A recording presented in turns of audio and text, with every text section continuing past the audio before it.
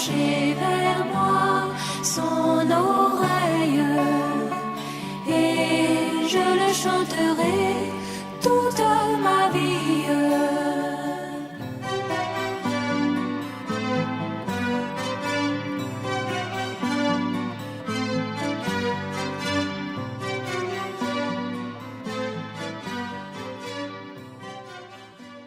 Gloire au Seigneur. Que son beau nom soit béni. Je voudrais donc vous saluer dans le nom précieux de notre Seigneur Jésus-Christ. Ce nom qui est une forteresse pour nous. Parce qu'au nom de Jésus, tout genou fléchit dans le ciel, sur la terre et sous la terre. Alléluia. C'est vraiment merveilleux d'être en ce nom. Ce nom a été évoqué sur nous. Et nous sommes heureux d'appartenir au Seigneur Jésus-Christ. Que son beau nom soit béni. Je voudrais saluer tous les bien-aimés qui étaient là hier pour le mariage de nos enfants. Mariage, j'ai tant souhaité, mais je n'ai pas pu être là malheureusement. Et madame, on se regardait continuellement. Et puis j'ai dit que ton tour arrivera. Malheureusement, je voulais tard pour être, je n'ai pas pu, mais à l'impossible, nul n'est tenu. Vous avez été bénis. Il en reste encore quelques-unes.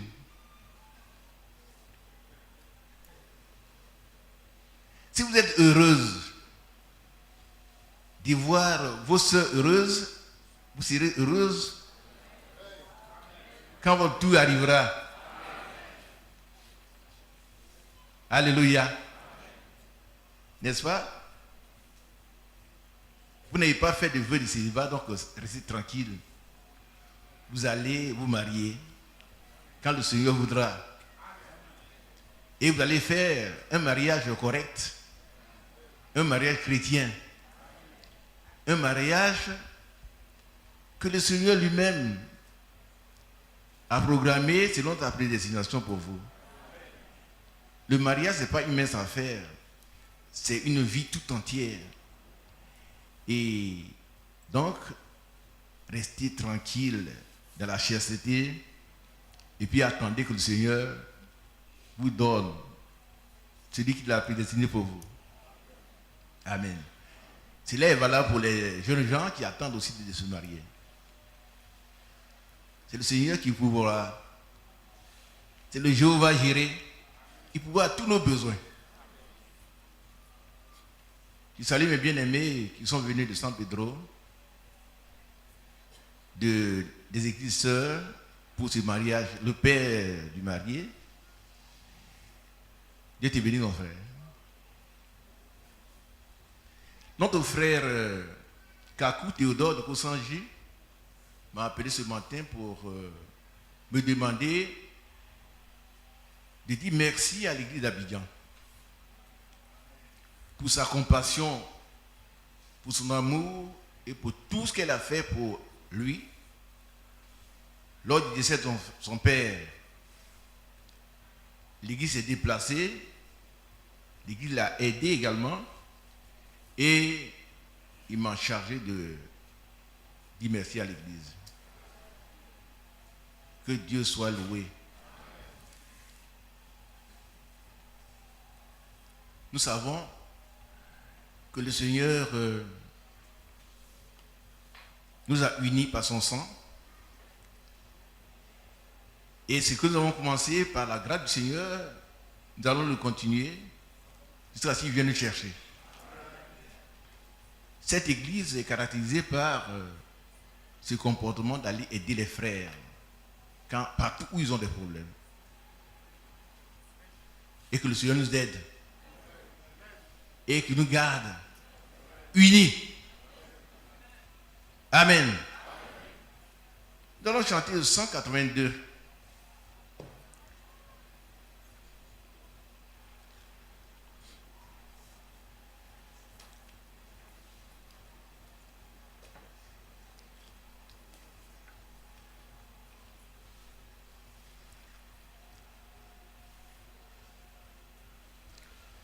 C'est un cantique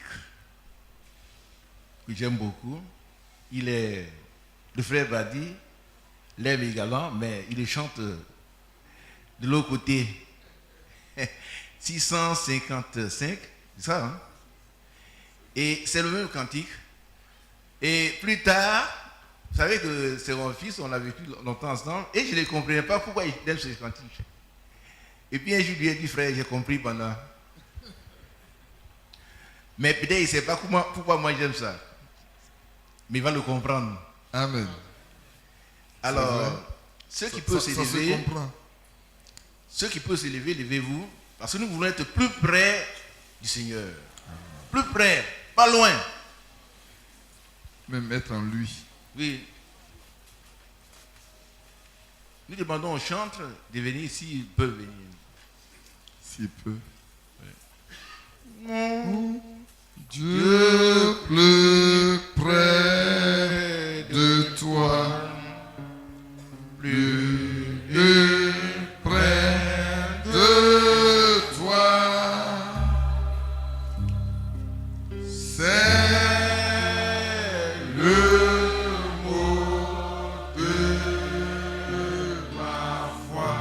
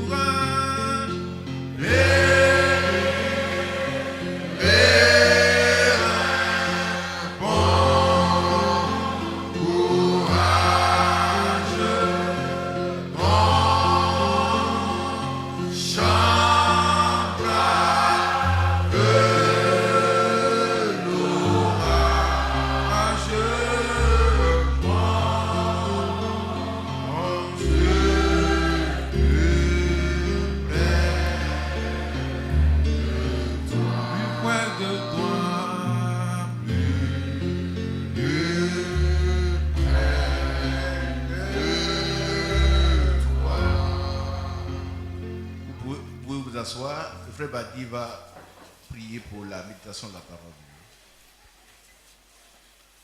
Bien-aimé Père Céleste,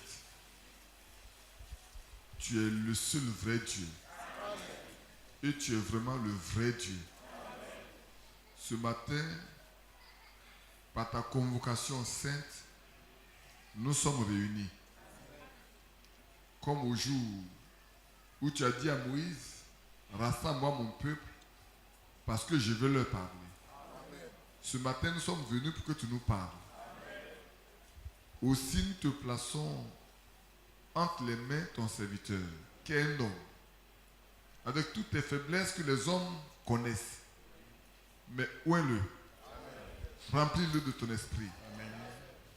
Comme au temps où les apôtres devant le Sanhédrin étaient remplis du Saint-Esprit et parlaient et qu'il n'y a personne qui puisse résister, qu'il en soit encore ici ce matin. Amen. Remplis du Saint-Esprit, qu'il parle et que les cœurs les plus durs soient brisés. Amen. Au nom de Jésus. Ô notre Père, que les cœurs les plus révoltés soient amenés à l'obéissance à la foi. Amen. Que les cœurs desséchés soient abreuvés. Au nom de Jésus. Notre Dieu. Qu'à la fin, nous voyions ta présence. Amen. Parce qu'autrefois, quand tu envoyais, toi-même tu témoignais. Amen. Par des miracles, par des prodiges, par des guérisons. Tu confirmais ta parole. Amen. Confirme là ce matin. Confirme encore là ce matin. Au nom de Jésus. Au nom de Jésus-Christ. Mais autant donne-nous des cœurs bons et honnêtes pour recevoir, pour garder, afin de porter des fruits dignes de la repentance.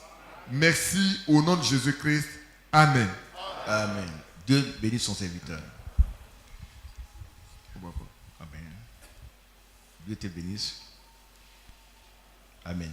Merci. Nous, oui, merci. Je salue les bien-aimés qui sont en ligne. Sachez que vous n'êtes pas seuls. Nous sommes en ligne. C'est symbolique également. Ça veut dire que nous sommes unis, quel que soit là où vous vous trouvez. Que Dieu vous bénisse. Vous savez, j'ai demandé au Seigneur de donner un thème pour ce début d'année et il m'a demandé de parler de la persévérance. Amen. Amen. Je n'ai pas encore fini avec ce thème. Ce matin, je prends un aspect très important. La persévérance dans l'amour fraternel. Alléluia. Hébreux chapitre 13, verset 1. Nous allons le lire. Vous pouvez le projeter. Hébreux 13, verset 1.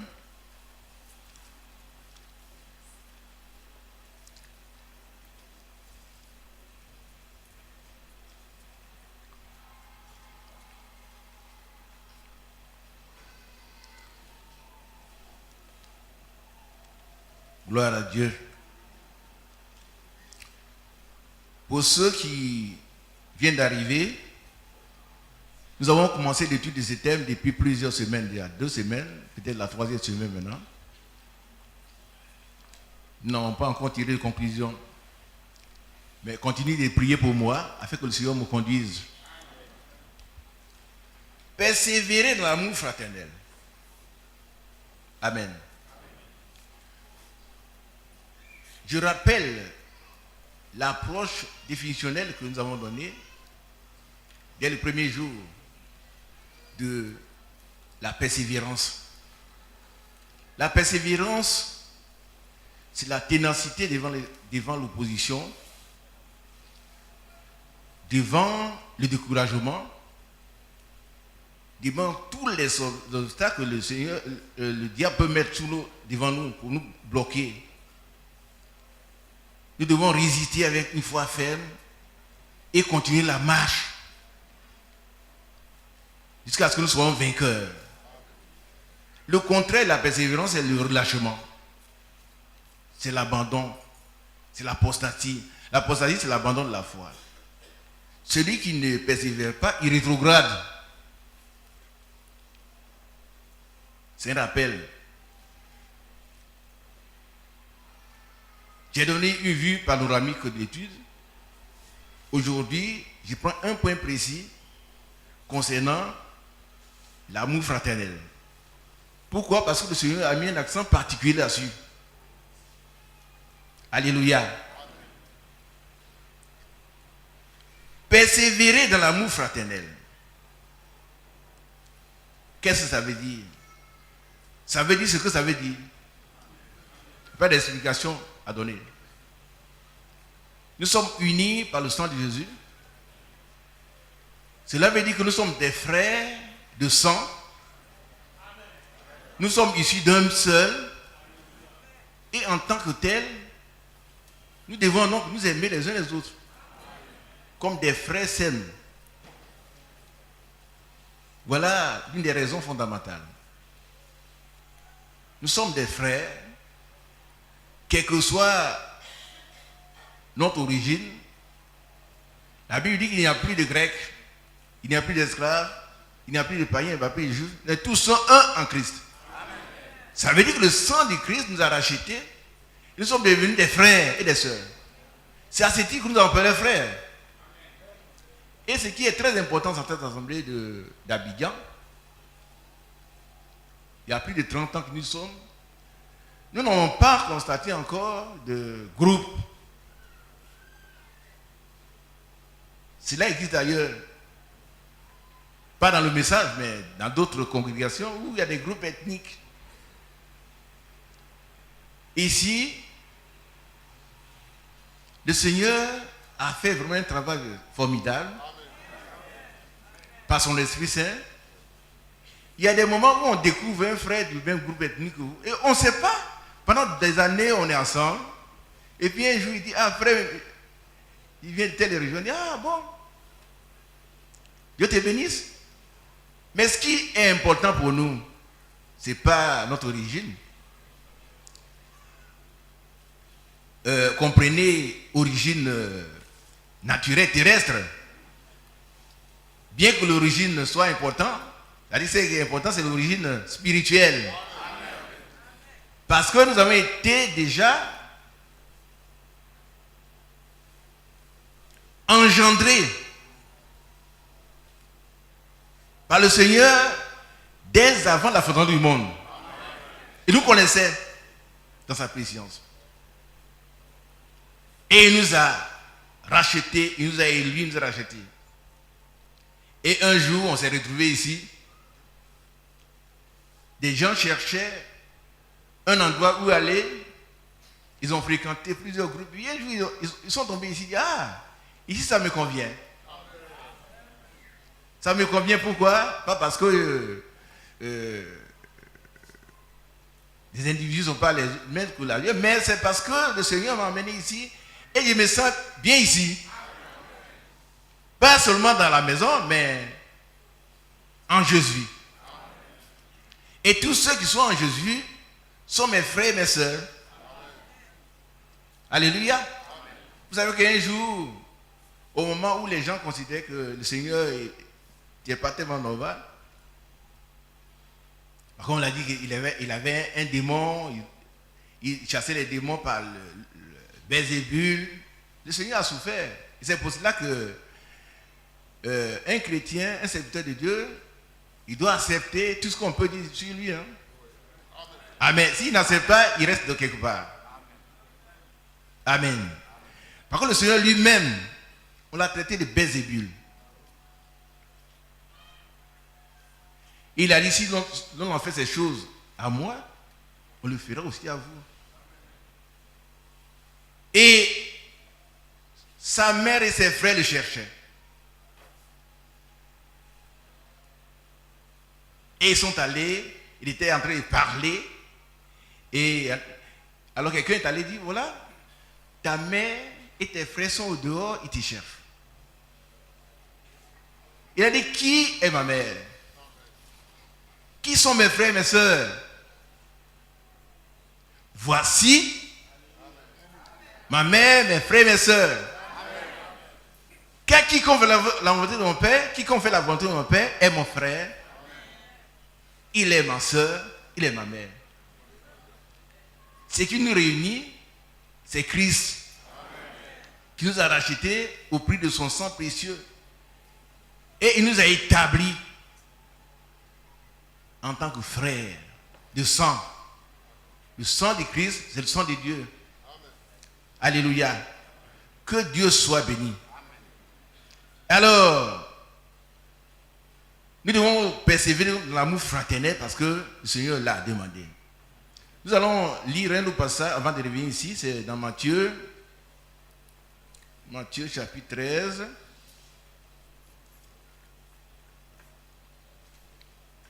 Non, c'est pas Matthieu, excusez-moi, c'est Jean. Vous savez que l'apôtre qui parle de l'amour, c'est Jean.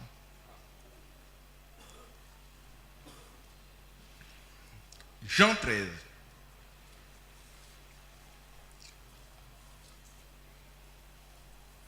Verset 34. Je vous donne un commandement nouveau. Alléluia. Aimez-vous les uns les autres. Donc l'amour fraternel, c'est un commandement du Seigneur. Si quelqu'un dit qu'il est chrétien, il doit pouvoir aimer les autres chrétiens. Les autres frères et les sœurs. Donc c'est un commandement, il n'a pas de choix. Nous n'avons pas de choix de faire des clans. Nous devons aimer les frères. Nous devons aimer les uns les autres. Pourquoi? Parce que c'est un commandement du Seigneur. Si nous voulons obéir au Seigneur, nous devons nous aimer. Mais nous aimer comment? Nous aimer parce que nous sommes des frères.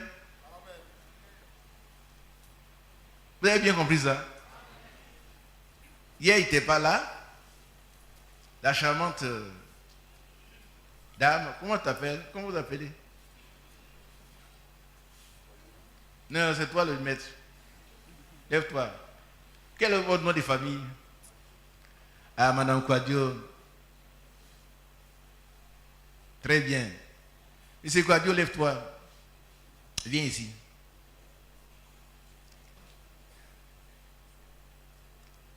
Dieu te bénisse. Vous voyez comment ils sont habillés. Ça, c'est le premier jour. Mais vous devez continuer comme ça jusqu'à la fin. Jusqu'à la fin. Tu n'as plus Dieu et d'oreille pour personne. Je sais qu'il y a eu un bon sermon hier, prêché par le doyen. Mais j'ai dit mon grain. Il n'y a plus Dieu et d'oreille pour personne. Et ce que je dis souvent et qui est vérifié, c'est que la rose est une belle fleur. Mais elle a des épines. Vous avez les épines, il n'y a plus de rose. C'est à toi, je dis ça, mon fils. Si quelqu'un vient chez toi, il voit une rose, il doit voir aussi les épines. Mais si tu enlèves les épines, il n'y a plus de rose. C'est peut-être un hibiscus. Par contre, l'hibiscus n'a pas d'épines, mais c'est vraiment doux. Mais ce n'est pas une rose. Et voilà la rose. Elle a certainement des épines. Mais tu dois accepter les épines. Si tu l'aimes.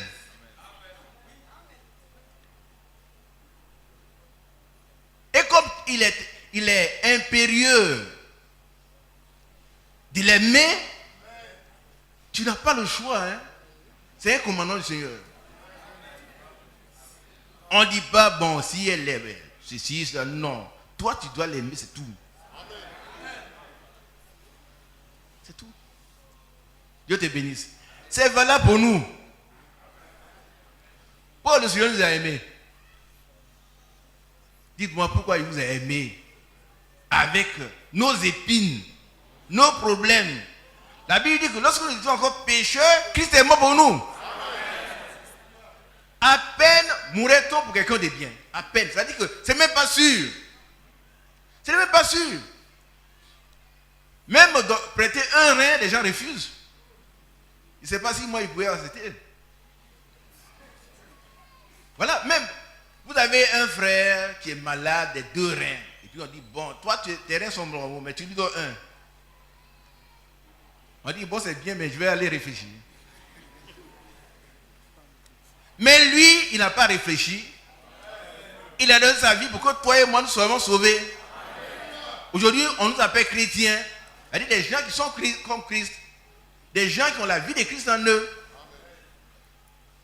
Et c'est lui qui dit, aimez-vous les uns les autres. Je vous donne un commandement. C'est un commandement qu'il nous donne. Ce n'est pas facultatif. Tu n'aimes pas le frère parce qu'il est très gentil. Tu ne l'aimes pas parce qu'il a beaucoup d'argent à te donner. Mais tu l'aimes avec sa pauvreté. Tu l'aimes avec ses défauts. C'est ton frère. Et dans l'amour, comme l'amour est correctif, ça aussi c'est un aspect de l'amour.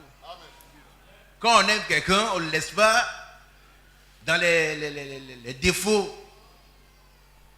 On prie pour lui. On l'exhorte à s'améliorer. C'est comme dans la famille, là, un enfant qu'on aime, on le corrige. Nous, l'amour est correctif. Alléluia. Donc on doit aimer les frères. Parce que ce sont des frères. C'est tout. Mais la Bible dit en même temps, user de prévenance réciproque. Ça veut dire quoi? Il y en a qui sont, quand on dit aimer les frères, ils sont très heureux. Moi aussi. Mais en même temps qu'on t'aime, tu dois être aimable. Toi-même, tu dois te comporter comme quelqu'un qu'on doit aimer.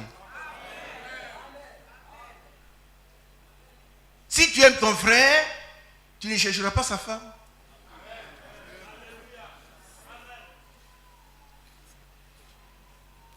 Ah oui, j'aime le frère, et puis je vais lui faire du mal. Son portefeuille tombe, je mets le pied dessus. Il y a du vol. Le portefeuille de ton frère est tombé, tu ne sais pas si c'est tout ce qu'il y a. Il n'y a plus rien. Tu dis, mon frère, voilà ton portefeuille. Par contre, tu l'aimes. Oh, l'amour ne fait pas de mal. Pas ne fait pas, mais ne fait point de mal. Ça veut dire, ne fait jamais de mal. Et c'est pour cela que la femme vertueuse de Proverbe 31 est une femme rare. Elle ne se rencontre pas dans les bars. Elle ne se rencontre pas dans les boîtes de nuit. Elle ne se rencontre pas dans les rues. L'époux de Christ aussi ne se rencontre pas partout. Ce n'est pas dans tous les groupes, il y a l'époux de Christ. C'est une femme vertueuse. Celle qui est prédestinée pour être l'époux de Christ, elle doit être sans tache. C'est une femme vertueuse. Alléluia. Tu dois donc l'aimer parce que le Seigneur a dit, je vous donne un commandement nouveau. Amen. Aimez-vous. Aimez-vous les uns les autres. Réfléchissons si vraiment nous aimons. C'est vrai. Nous aimons, nous nous déplaçons, nous allons aux funérailles, nous donnons des moyens, donnons de l'argent. Tout ça c'est bon. Mais je vous ai dit que quand j'ai lu pour la première fois, ou pour la deuxième fois, ou pour la troisième fois,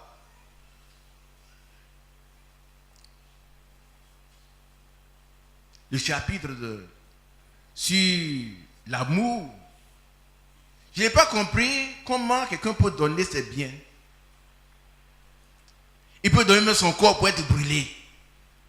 Et puis ne pas avoir l'amour. Mais plus tard, j'ai eu la révélation, c'est vrai. Un orgueilleux peut le faire. Il peut distribuer l'argent partout. Je ne cite pas. Vous savez qu'il y a des endroits où Les chansons sont en train de danser, les gens viennent danser avec eux. Et puis, on sort des billets de 10 000. On donne, on applaudit. Ils nous aiment. C'est pas vrai. Il n'y a aucun amour dedans. Il y a un intérêt en bas. Mais l'amour dont on parle ici, c'est un amour sincère. Un amour sans hypocrisie. Et je donne aussi le verso. C'est-à-dire, c'est comme une pierre de monnaie. Il y a recto verso. Toi qu'on aime, tu dois être aimable. Tu ne viendras pas chez le frère, il va te laisser sa maison et tout, et puis demain, tu disparaîtras, c'est bien. On a déjà vu ça. Hein? Ce n'est pas juste. Ce n'est pas tout juste. Si tu aimes ton frère, le frère t'a reçu chez lui, c'est pas toi qui vas engrosser sa fille. Oh, ça vous fait mal, mais ce sont les choses qui arrivent. C'est dommage. C'est pas toi qui vas voler, c'est qui là? L'amour est établi sur la parole de Dieu. La parole de Dieu, c'est la parole de Dieu. Et l'esprit est vie. Quand un frère dit, mais j'aime le frère, il le dit de tout son cœur. Mais l'autre qu'on aime là, lui aussi, en retour, il doit aimer. Par contre, la profondeur, c'est ce qu'on nous a enseigné, non ça? Quand on t'aime, tu dois chercher à aimer celui que tu aimes, même si tu n'as rien à lui donner. Mais la Bible dit que ne devez rien à personne. Ne devez rien à personne. Ça, je l'ai apporté ici. Et les bien-aimés ont commencé à payer leurs dettes. Payons nos dettes. Vous avez bien compris? Payons nos dettes. Voilà encore un autre aspect de l'hypocrisie. Des gens qui viennent vous voir. Frère, j'ai un problème. Et puis le frère, il prend quelquefois, il prend l'expression vulgaire, la popote. Frère, il n'y a rien à la maison, mais demain pour aller au travail, je n'ai même pas un sou. Et puis le frère va appliquer la parole de Dieu. Jacques a dit, si ton frère vient te voir et qu'il est nuit, il n'a rien à manger, tu ne veux pas lui dire, va manger, dors.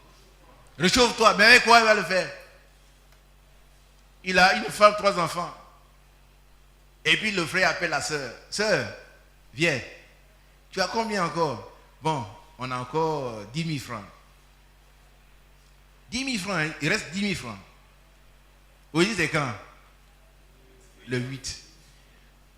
Le frère dit, frère, je m'avais, on me doit de l'argent lundi. Vous dites dimanche, lundi là. Lundi soir, tu rentres dans le... Et puis le frère, il prend tout l'argent de la famille, on te donne. Tu t'en vas, lundi on ne te voit pas, mardi on ne te voit pas, mercredi on ne te voit pas, jeudi on ne te voit pas. 1 mois pas, 2 mois pas, 3 mois passent. Et puisque tu es tellement le frère, tu oublies que lui aussi il mange. Ses enfants mangent. Il a des besoins. Tu ne sais pas qu'est-ce qu'il t'a donné. Tout ce qu'il avait. Tu t'en vas, tu t'assois dessus. On ne salue plus le frère. On vient dans la même église. Quand il passe par là, vous sortez de l'autre côté. On finit, vite, on est parti. Pourquoi le frère veut voir? Ça, c'est l'hypocrisie. Répands-toi. La Bible dit, ne devez rien à personne, si ce n'est votre amour. L'amour est une dette. Nous devons aimer, c'est une dette. On doit l'amour au frère. Mais celui qu'on aime, lui aussi, il doit l'amour à l'autre. C'est un amour réciproque. On t'a sauvé la vie. On te donne les moyens pour aller te soigner. On te donne les moyens pour aller nourrir ta famille. Et puis, c'est fini. Maintenant, tu vois le frère. Oh frère, j'avais dit ça, mais j'ai oublié. On n'oublie pas ce qu'on t'a prêté. En tout cas, moi, je ne peux pas oublier. Si tu m'as prêté quelque chose, tu m'as payé de l'argent, je ne peux pas oublier ton argent. Et si tu ne veux pas rembourser, voir le frère. J'ai dit, c'est demain, mais frère, je suis allé, il y a un problème. Il va prendre des dispositions qu'il faut. L'amour doit être réciproque. Amen. Vous êtes d'accord? Dites Amen. Amen. Et c'est pour cela que la Bible dit que l'iniquité, ce sera tellement accrue que l'amour du plus grand nombre, l'amour de quelques-uns, se refroidira. Heureusement que ce n'est pas l'amour de tout le monde. Les chrétiens ne doivent pas se lasser de faire du bien. La Bible dit, ne vous lassez pas de faire du bien. Vous aurez toujours des ingrats, vous aurez des trompeurs, des escrocs. Mais qu'est-ce qu'on vous demande? C'est d'aimer. Ce serait dur, mais il faut le faire. Il faut le faire. Et je nous invite à être reconnaissants. On t'a fait du bien, tu as promis rembourser, viens rembourser. Ne t'assois pas sur le bien d'autrui. Alléluia. C'est un commandement. Donc voilà, c'est un commandement. Aimez-vous les uns les autres. C'est le Seigneur dit, je vous donne un commandement nouveau. Aimez-vous les uns les autres. Mon frère Wame, c'est quel temps ça? Aimez-vous. C'est l'impératif. On discute l'impératif. Qui a bien compris? C'est un ordre que le Seigneur donne. Aimez-vous.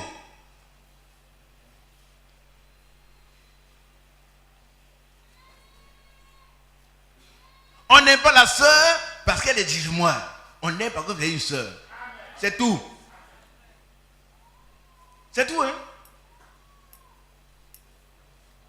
On n'aime pas la sœur parce que, bon, mais, sœur, tu es venue t'asseoir ici. Là. Il faut t'élever parce que c'est réservé à ma sœur. Non, c'est pas juste.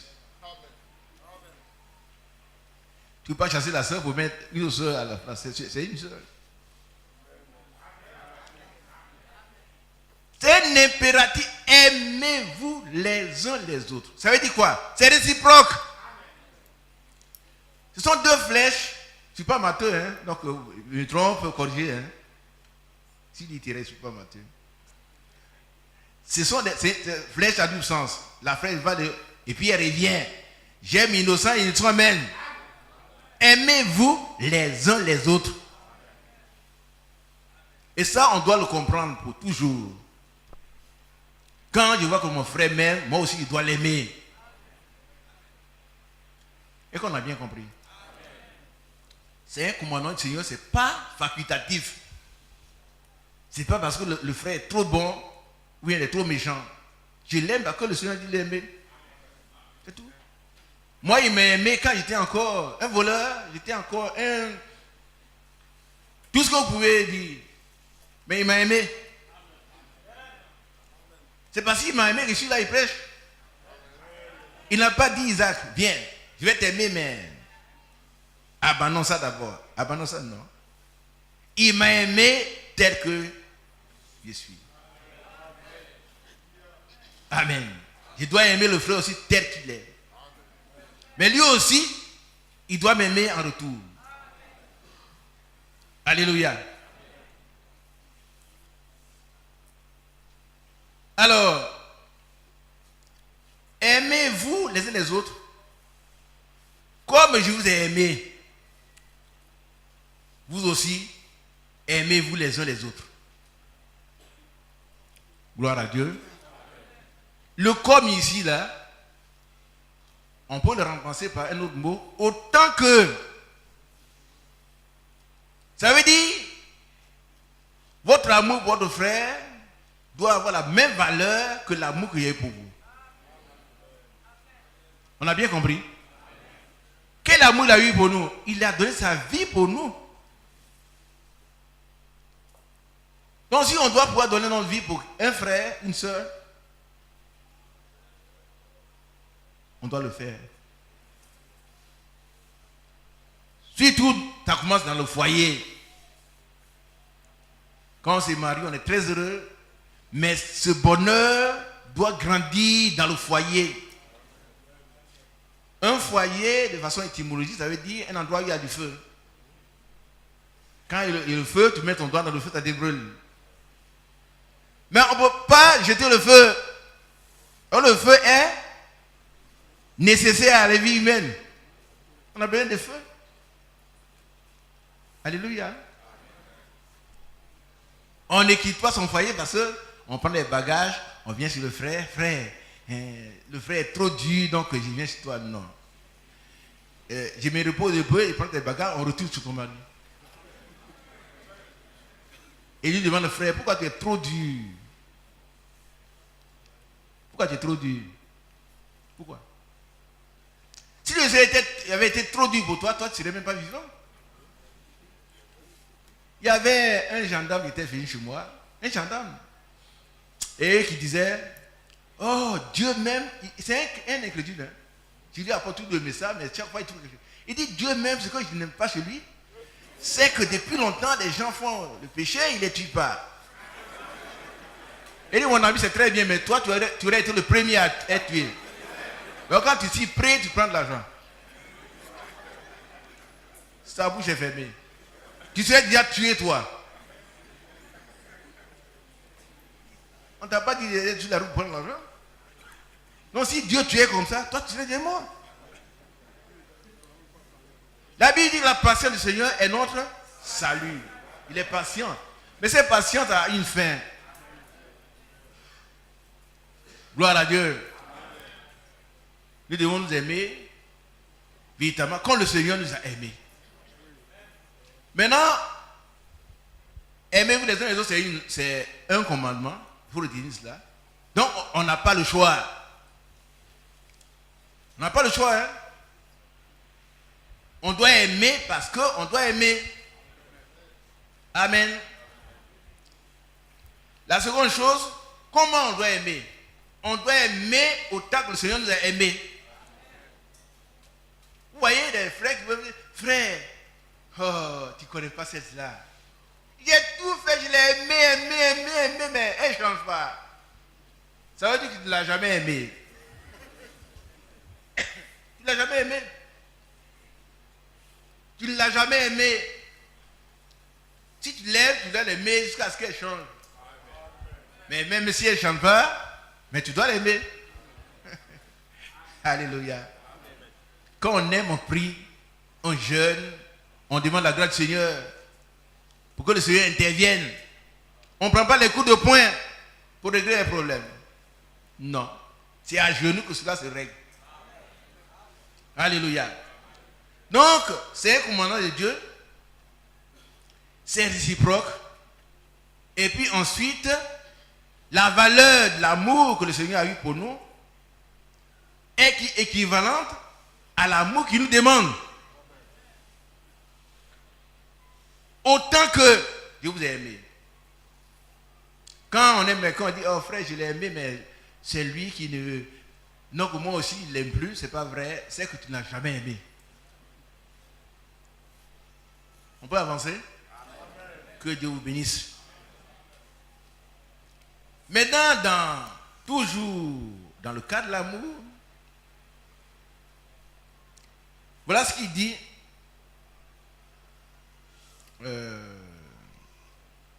Mon passage.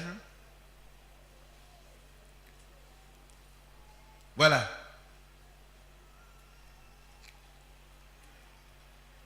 À ceci, tous connaîtront que vous êtes mes disciples.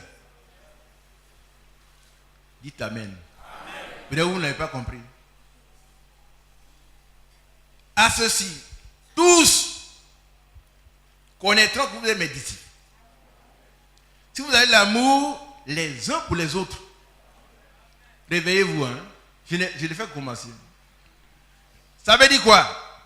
Ça veut dire que si nous nous aimons les uns les autres, c'est la marque distinctive des chrétiens, des disciples de Jésus-Christ. Ce qui fait la différence entre nous et les autres, c'est l'amour. Et cet amour doit se manifester dans le foyer, dans l'église, dans la société. Amen. Et on doit distinguer un chrétien d'un païen par l'amour qu'il porte aux autres. Gloire à Dieu. Que Dieu vous bénisse. Que Dieu soit loué. C'est à ceci que les gens connaîtront que vous êtes de Dieu. On va aller maintenant dans notre texte de base.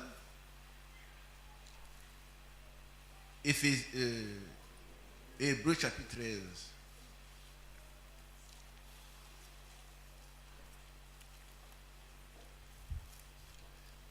Persévérer dans l'amour fraternel. Maintenant, voilà les corollaires, c'est-à-dire ce qui suit l'amour fraternel. Quand on dit on aime là, il y a des actes qu'on pose. N'oubliez pas l'hospitalité. Levez la tête. N'oubliez pas l'hospitalité. Quand on aime, on doit pouvoir recevoir les frères. Vous n'êtes pas d'accord? On doit pouvoir recevoir les sœurs. S'ils ont besoin d'asile, s'ils ont besoin de logis, on doit pouvoir les recevoir. N'oubliez pas, il dit que il ne faut pas oublier cela. Ne fermons pas nos portes aux frères, aux sœurs. Oh, celui-là, toujours, c'est à midi qu'il arrive. C'est à midi qu'il a fait. Il n'a pas d'argent. Donc à midi, il ne te donne pas l'argent, mais il vient manger avec vous. Ou bien c'est qui allait voir, c'est le même. Mais le même, c'est un frère. Ouvre ta porte au frère. Il n'a rien. Mais tu partages sa pauvreté avec toi. C'est vrai, frère. Il a besoin de nourriture.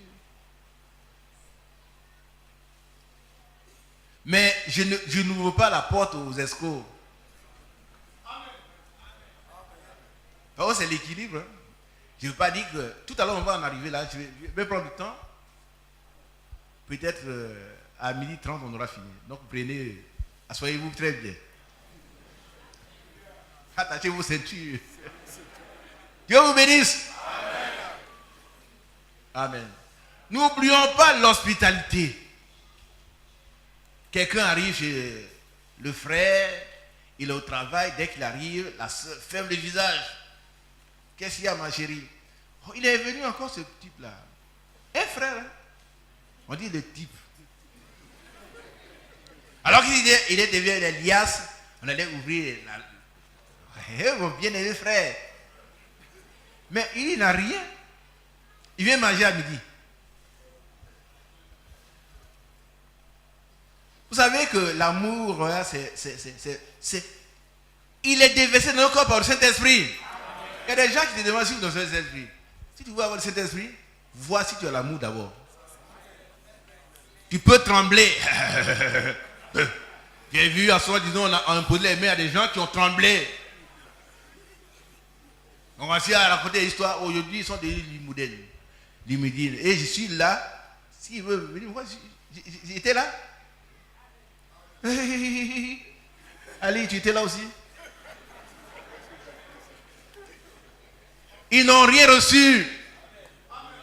Ils ont reçu des émotions. C'est tout. Si tu veux voir que tu as l'amour là, contrôle ton amour. Le Saint-Esprit contrôle d'abord si tu aimes. Si ton cœur n'est pas mauvais, ton cœur, quand il s'agit de l'autre, ton cœur ressent que c'est l'amertume. Pourquoi il vient encore manger chez moi? Pourquoi? Va ouvrir. C'est qui? Et puis il vient, il est content. Hein? Bonjour frère, bien-aimé frère. Assois-toi. Servez-le. Lui c'est tout le complet. Il t'a midi, il vient manger tout le temps, il ne donne rien. Mais il n'a rien.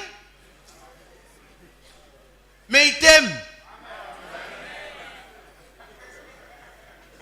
Il t'aime. Vous savez qu'un homme il avait sa femme malade, je crois. Je ne me rappelle plus. Dans que faisait Jésus à ma place? Il a parcouru toutes les églises. Personne ne l'a aidé. Personne. Et puis un jour, le pasteur d'une église prêchait sur les marchés dans les traces du Christ. Le monsieur était là, il s'est levé. Il dit, mais comment? Vous avez bien prêché, c'est bien. Mais comment marcher dans les traces du Christ chez vous ici? Voilà tel jour, depuis tant, je suis passé partout. Personne ne s'occupe de moi, ma femme meurt. J'avais besoin d'un peu d'argent, seulement pour la sauver.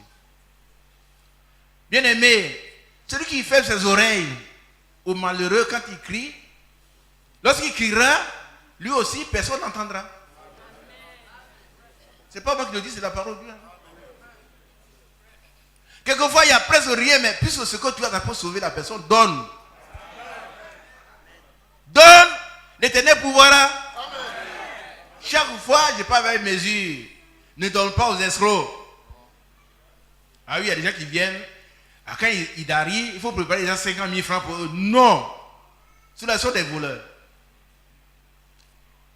Vous savez que ce qui est important quand on a le Saint-Esprit, c'est l'esprit de discernement. On verra que cet homme-là, il est venu une fois, je lui ai donné. 2 fois, je lui ai donné, mais c'est un voleur. La prochaine fois, frère, assois-toi. Qu'est-ce que tu fais? Oh, frère, moi, je ne fais rien. Maintenant, qu'est-ce que tu sais faire? Oh, j'ai eu tant, mais comme il cherche du travail, il ne trouve pas. Il peut te proposer du travail? Frère, vas-y. Bon, tu vas vendre des ananas. Ananas. Je vais rendre compte à Dieu ces jours-là. Nous, on a fait ça. Un frère ne faisait rien. On a acheté tout ce qu'il fallait. À l'université, là, il n'y avait pas. Il devait vendre l'ananas pour gagner sa vie. Le frère a fait 2 fois. Il dit, ah, frère, je ne suis pas habitué à ça. Et puis il est parti. Et il est allé s'asseoir pour mendier. Et quelquefois, ce sont des vendeurs d'ananas qui lui donnent l'argent. Quand les autres ont vendu leur ananas, ils ont eu de l'argent, ils viennent, on donne l'argent d'ananas, il prend. Mais lui, il n'est pas habitué à ça.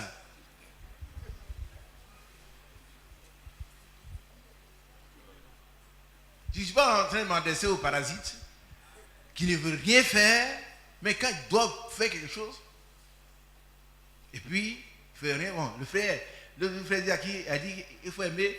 Et puis, quand je vais sortir tout à l'heure, je vais voir quelqu'un à côté de ma voiture. Bon, alors, je dis non. Si vraiment tu es un nécessiteux, je peux t'aider. Selon la mesure de mes possibilités. Amen. Mais si tu es un paresseux, la Bible dit, ayez du zèle et non de la paresse. Amen.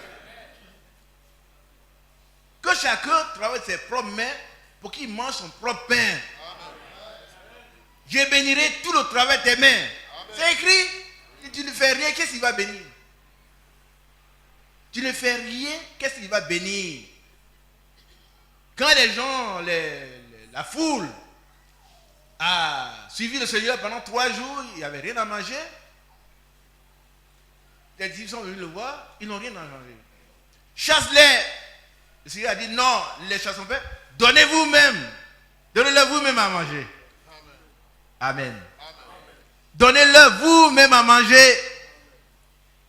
Nous n'avons rien. Mais un enfant qui a 2 poissons et 5 pains.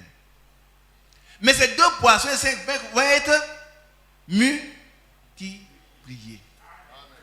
Alléluia. Amen. Tu n'as rien, tu vas rester tout pauvre. Tu ne fais rien. Qu'est-ce que Dieu va bénir? Dites-moi. Dieu va bénir quoi? Il a dit de bénir tout le travail de tes mains. Mais toi, tu ne fais rien. Tes mains là, tu les as mis au dos comme ça. Ce sont les poulets. Et tu picotes avec ta bouche. Qu'est-ce que Dieu va bénir? Voilà le problème qu'on a. Et puis bon, on dénature l'amour fraternel en question. Le frère, il a quelque chose. Même les frères leur proposent des choses. Mais ils veulent faire autre chose de plus grand. Mais commence par le commencement. Amen. Vous avez vu l'exemple, qui était là quand le frère Gachangui rendait son témoignage. Gachangui, il est maintenant devenu le chef de la région Afrique de l'Ouest. Il est à Dakar. Mais c'était un cadre. On les avait tous renvoyés. Et puis un jour, on l'a rappelé. Et on dit, maintenant, tu vas travailler comme manœuvre. Il dit, mais il y avait un prédicateur avec le prédicateur dit, Gachangui, tu exagères. Moi, cadre, je vais travailler comme manœuvre. Il dit, il travaille. Amen. Il s'enseignait ici. Il dit, moi, je vais travailler. Il a travaillé pendant 3 mois, 4 mois, on ne le paye pas. Alors les autres vont venir me dire, tu exagères ton affaire de Dieu. On ne te paye pas, démission. Il dit, non, j'ai prié. Il voulait du travail. Je n'ai pas demandé un travail de cadre.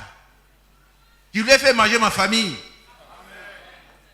Parce qu'un jour, ses enfants avaient été renvoyés de l'école parce qu'il n'a pas payé l'écolage. Et il a dit au Seigneur, tu sais, quand il travaillait, il payait ma 10 000 offrandes. Maintenant, tu vois, on a envoyé les élèves. Donne-moi du travail. Et puis on l'appelle. Les autres disent non, toi, tu dois construire voiture, chauffeur.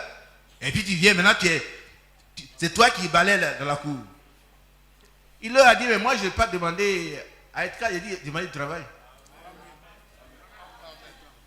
Il y en a qui reçoivent du travail, mais eux-mêmes, ils vont obliger Dieu à faire autre chose. Tu m'as donné du travail, mais ça là, c'est trop petit pour moi. Moi, je suis qualifié. Et que Dieu, tu as bien vu mes diplômes? Tu as vu mes CV? C'est rempli de diplômes.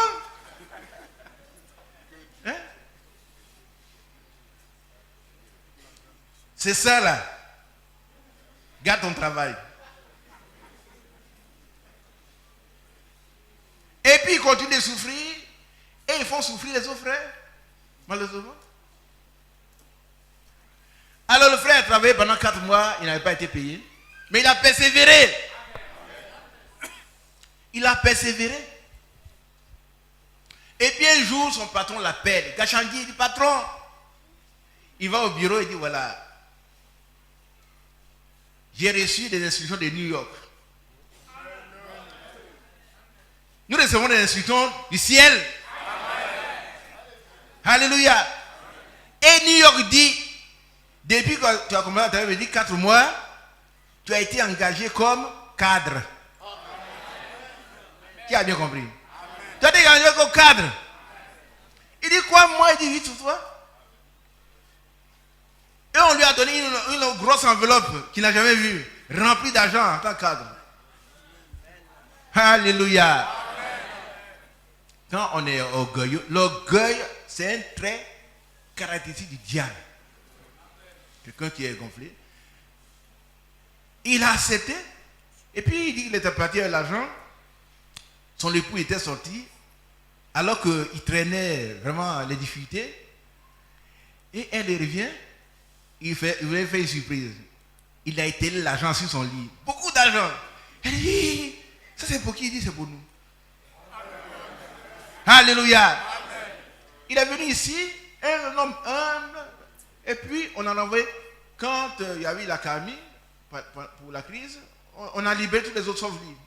On dit, tu vas en Guinée. Il était là en Guinée. Et chaque fois qu'il va, il m'appelle. On prie. Et bien, j'ai dit, ah, maintenant, je vais à Dakar. Mais il devient chef pour toute l'Afrique de l'Ouest. Malheureusement, nous, on veut sauter du coq à l'âne. Chercher la définition, ceux qui ne connaissent pas cela. Ceux qui connaissent, il est devenu grand. Comment tu as fait pour monter? Il faut commencer par à marcher. Amen. Alors, bien aimés, exerçons l'hospitalité. Amen. Alors, car en l'exerçant, quelques-uns ont logé des anges sans le savoir. Nous, on veut demander d'abord, hey, toi qui es venu là, tu es un ange? Moi, je loue les anges, si tu es... Non. Ils vont venir comme des gueux. Non, ce n'est pas le frère gueux. Hein. C'est un mot français. Un gueux, c'est quelqu'un qui n'est pas bienvenu. Mal habillé. Hein, il vient haillon, tout ça. Mais il faut le recevoir. Ils ont logé des anges sans le savoir. Alléluia. Que Dieu vous bénisse. N'oublions pas l'hospitalité. Ça fait partie de l'amour fraternel. Amen. Pourquoi l'amour fraternel est-il si important? Vous savez, allons dans Jean chapitre 15 également. On a pris 13, mais 15 aussi. Jean chapitre 15.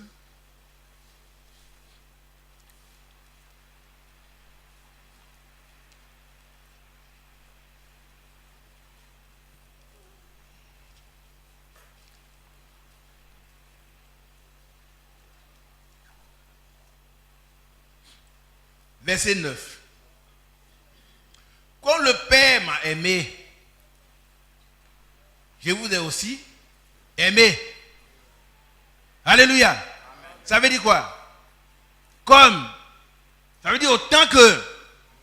De la même manière que le Père m'a aimé, moi aussi, vous de la même manière. Je vous ai aimé. Dieu soit béni. Nous allons au verset 12.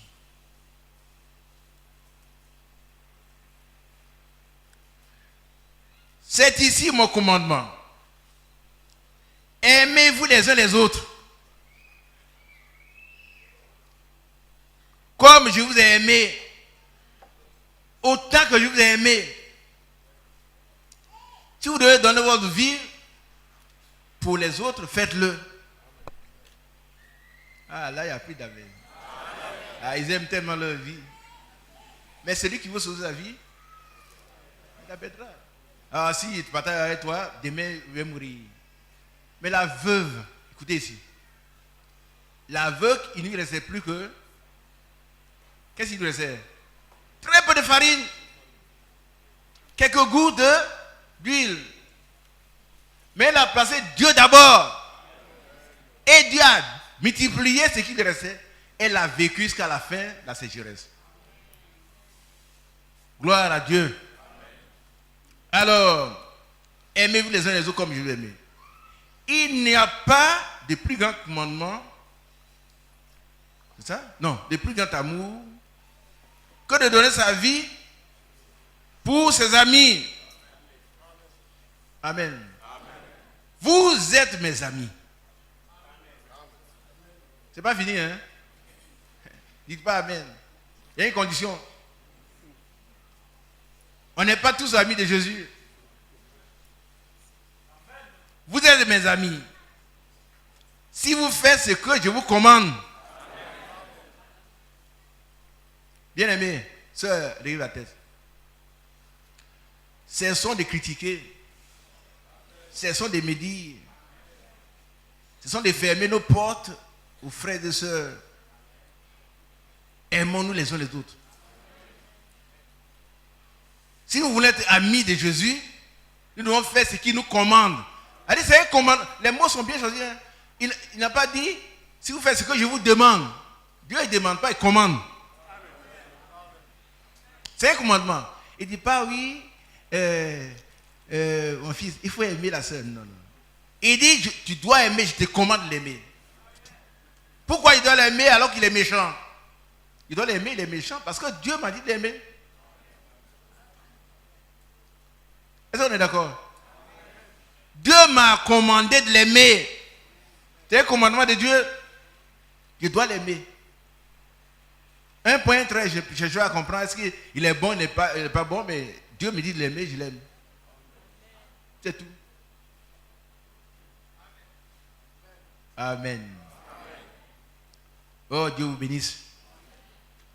Il n'y a pas de plus grand amour que de donner sa vie pour ses amis. Bien-aimés, levez la tête, je vous en prie. Ça commence dans le foyer. Ça commence dans le foyer. Chacun des époux doit renoncer à lui-même. Renoncer à lui-même. C'est-à-dire, lui n'existe plus. Pour rendre l'autre heureux. Ses propres intérêts ne comptent pas.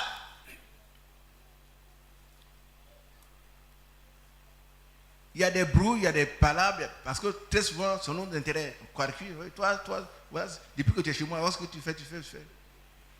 Moi, je n'aime pas ça. Je pensais que tu étais une bonne femme, une femme convertie, une chrétienne, mais je me suis trompé. C'est une païenne qui est prise. Celui qui raisonne comme ça, lui-même, il n'est pas moins païen. Je ne veux pas dire qu'il est plus païen. Hein. Il n'est pas moins païen que sa femme. Parce qu'il n'accomplit pas tout le commandement de Dieu. Dieu l'a aimé tel qu'il est. Il a donné sa vie pour lui alors qu'il était pécheur. Maintenant, il nous commande de nous aimer les uns les autres. Comme il nous a aimés. Que son nom soit béni. Vous êtes mes amis. Il n'y a pas de point. Hein? Il y a une pause simple. Si vous faites ce que je vous commande, je ne vous appelle plus serviteur. Parce que le serviteur ne sait pas ce que fait son maître. Mais je vous ai appelé ami. Oh, dites amen. Amen. Le maître vous appelle ses amis. Alléluia. Amen. Parce que je vous ai fait connaître tout ce que j'ai appris de mon Père. Ce n'est pas vous qui m'avez choisi. C'est vrai. Ce n'est pas nous qui avons cherché Dieu. Ce n'est pas vrai. Nous étions perdus dans les bas, dans les... quelque part, et puis Dieu nous a cherchés.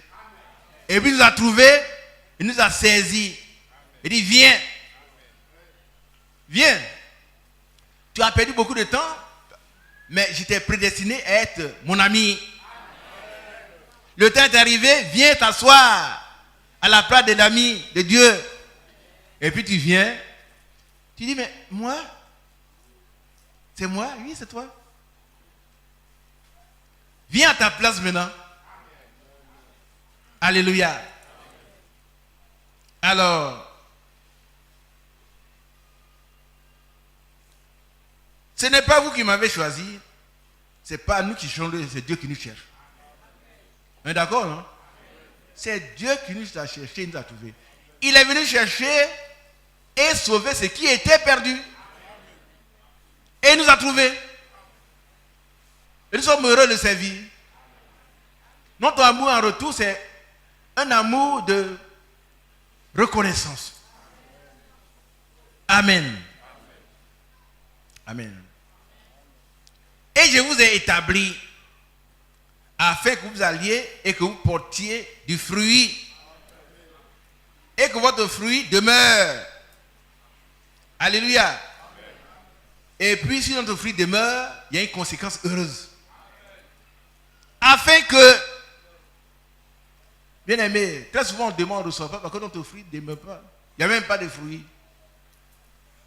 Afin que ce que vous demanderez au Père en mon nom, il vous le donne. Amen. Qui veut recevoir du Père? Nous tous. Donc il faut aimer. Amen.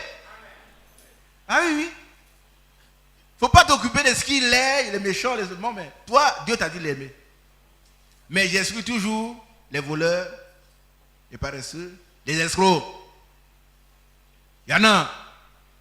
Ils viennent au nom de Jésus et puis ils viennent pour faire du mal. Mais Dieu nous a donné l'esprit de discernement pour voir qui est qui. Amen. Mais ainsi, il doit nous voler, acceptons cela, parce qu'il ne faut pas refuser ce qu'on doit faire aux anges à cause de ces gens. Que Dieu soit béni. Ce que je vous commande, il n'a pas dit, il vous demande, hein, ce que je vous commande, gloire à Dieu. Ce que je vous commande, est-ce que vous comprenez bien ça, sœur? C'est qui la sœur qui est à côté de toi? Tu suis? Ce que Dieu te commande, toi. Il ne demande pas, ma fille, c'est que tu veux l'aimer. Non, non, il n'y a pas de... Il dit aime. C'est tout. Ce que je vous commande, c'est de vous aimer les uns les autres. Dieu soit béni. L'amour est tellement important que l'amour fraternel, c'est la 6e vertu, je crois, cardinale des vertus qui constituent la statue de l'homme parfait. Si vous voulez être parfait, l'amour est le lien de la perfection.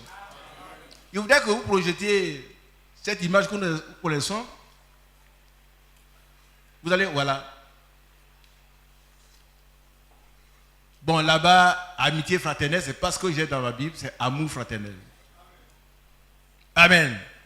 Moi, c'est l'amour fraternel que j'ai. Et c'est ce que je crois. C'est l'amour fraternel. Vous prenez, vous laissez ça au tableau. 2 Pierre 1, 7.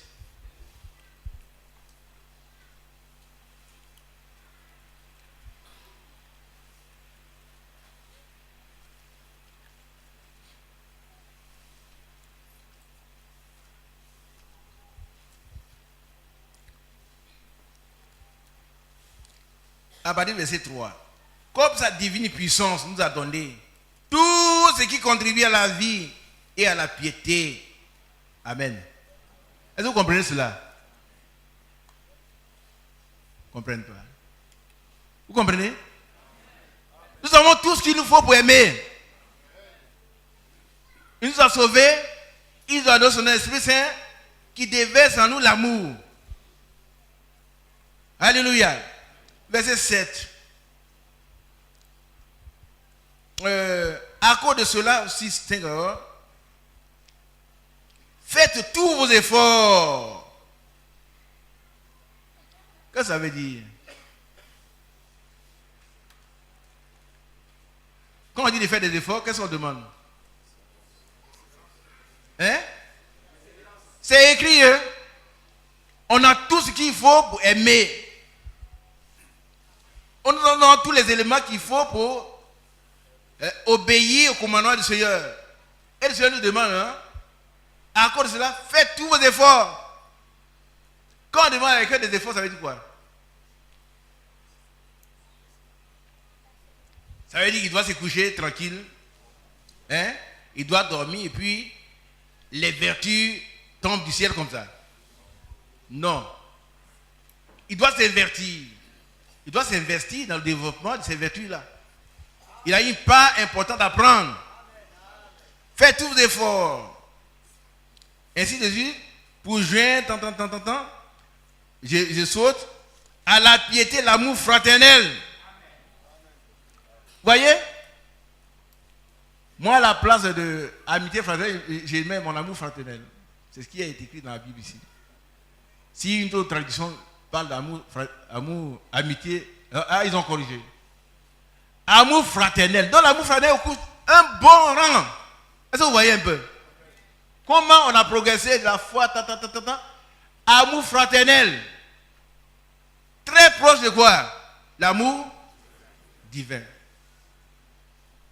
Donc c'est important. C'est très important. Si ton visage est toujours serré, quand tu vois les frères, les soeurs, oh, celui-là, il me gêne, non. Au contraire, on peut expliquer qu'on n'a pas assez de choses à donner aux frères, mais dans l'amour. Le visage rayonnant. Tu es venu, mais il ne reste qu'un petit pain, on va partager ensemble. C'est tout. C'est tout. Que Dieu vous bénisse. Hier, j'avais lu un texte sur l'amour. L'amour.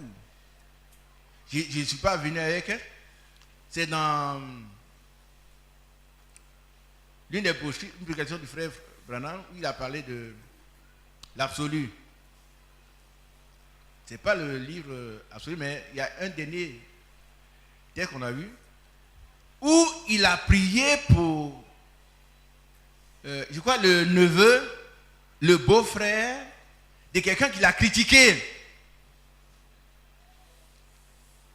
Mais comme je ne l'ai pas ici, c'est le monsieur qui a traité le frère Branham de hypnotiseur, de tous les mauvais noms. C'est un photographe, celui qui a fait la photo sur laquelle il y a la colonne de feu. Il a insulté le frère Branham. Mais quand on a vérifié, la photo est vraiment authentique. Et frère Branham a appris que, je crois que c'est le gendre de cet homme-là, le photographe Meyer, et son épouse ont commis un crime. On doit les tuer. Qu'est-ce que nous on leur a dit? Il a défié le prophète. Oui, il a défié le prophète. Mais frère Branham devait voyager. Quand il a appris ça, il n'est pas allé. Il a rassemblé des gens. Et ils ont prié. Et les jeunes gens ont été libérés. Je l'avais classé et puis si vous avez ce document, il est allé prier pour le genre de cet homme qui l'a dénigré, qui l'a insulté, tout. Ouais, où va l'amour? Même pour ceux qui ne nous aiment pas, qui nous insultent, on doit les aimer. Si le Seigneur n'aimait pas le monde, il ne pouvait pas dire, les gens, il ne pouvait pas dire, les gens du monde, Père, pardonne-leur, car ils ne savent pas ce qu'ils font. Il leur a pardonné. Et Étienne, le premier martyr, a manifesté l'esprit de Christ. Ah oui, il a pardonné aussi quand on lapidait. Aujourd'hui, nous devons pouvoir aussi pardonner même si on le lapide. Que Dieu nous donne son esprit pleinement afin que nous puissions accomplir ce qu'il doit nous accomplir. Par contre, l'amour fraternel, c'est la marque distinctive du chrétien. Et c'est ça qui fait la différence entre lui et puis les autres. Dieu vous bénisse. Amen. Donc, faites tous vos efforts. C'est-à-dire qu'on doit aspirer à ces choses. On doit demander au Seigneur d'émettre dans notre cœur, par le Saint-Esprit, l'amour fraternel. Et on doit persévérer dedans. Ça veut dire quoi? Même si on a des ingrats, des gens qui nous font du mal, nous devons continuer à faire ce que Dieu nous a demandé de faire. Que Dieu soit loué. 1 Pierre 1. J'ai dit à 12h30, on arrête. À ce moment-là, ceux qui dorment se réveillent et puis ils rentrent tranquillement chez eux. Oh, le frère a parlé de l'amour fraternel. Mais qu'est-ce qu'il a dit? Ça, on ne sait pas. 1 Pierre 1, verset 22-23.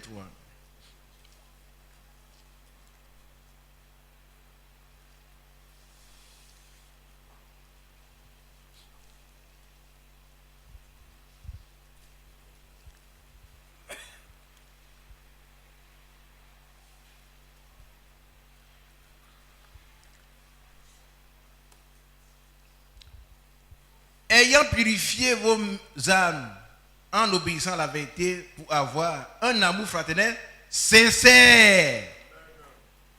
Gloire à Dieu. Nous devons avoir un amour fraternel comment? Sincère. Notre amour doit être sincère. Le contraire, c'est hypocrite. Oh frère, mange. Mais tu n'es pas content parce qu'il mange. Quand on dit frère mange, on doit être heureux. Oh frère, tu es rassasié? Non, je veux manger encore. On ne dit pas, oh toi tu vas tout manger ici. On lui apporte encore, le sert encore, jusqu'à ce qu'il soit rassasié.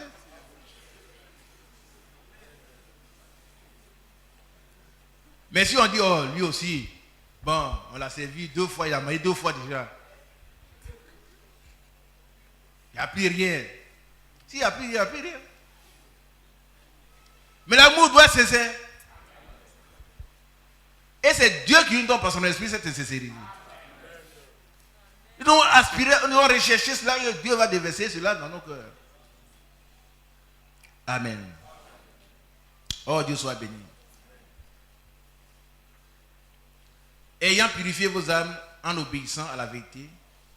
Quel est le but? On obéit à la vérité pour qu'on puisse avoir un amour fraternel sincère. Amen. Aimez-vous ardemment les uns les autres. De tout votre cœur.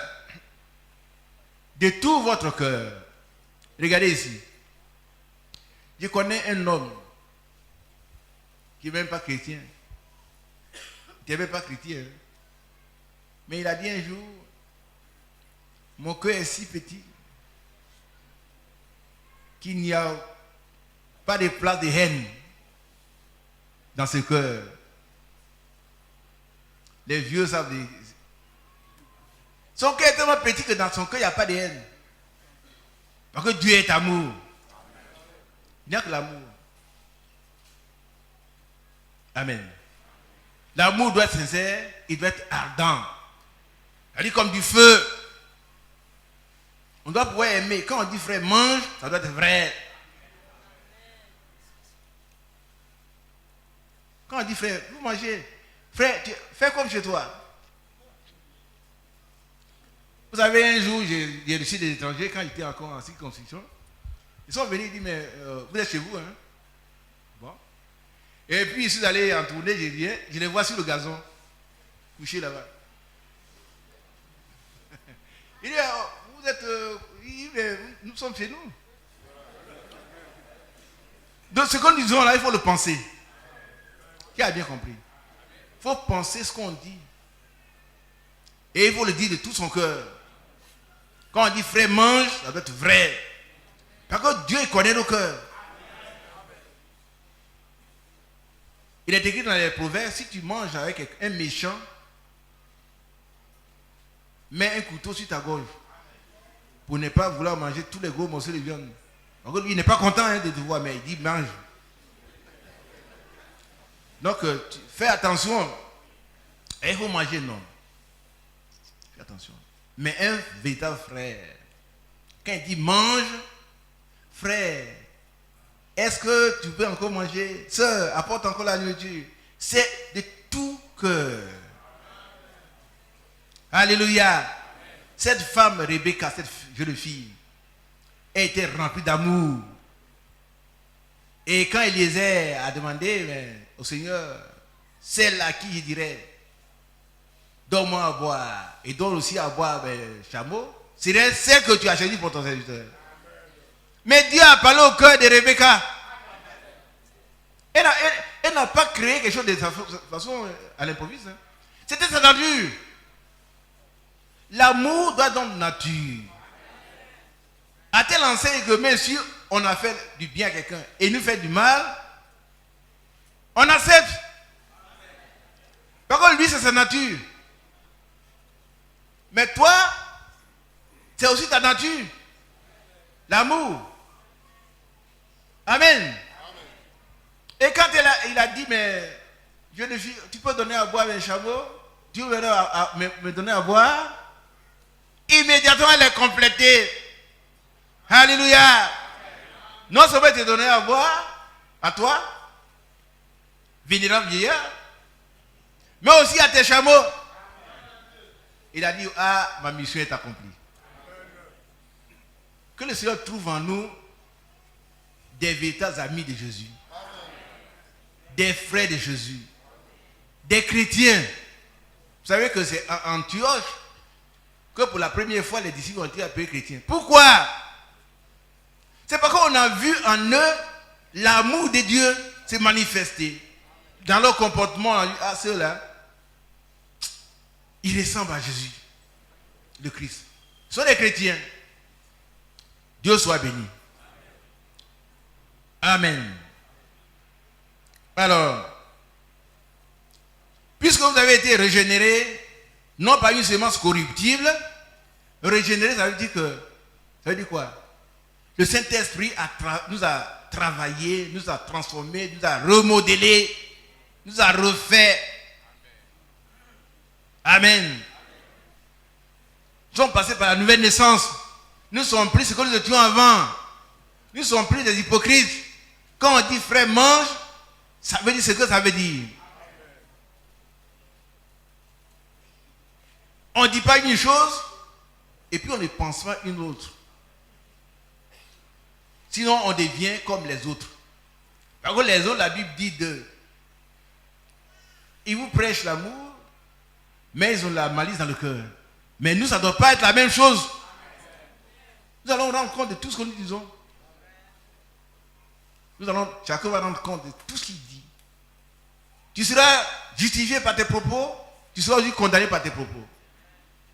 Soyons justifiés. Au nom de Jésus. Amen. Oui.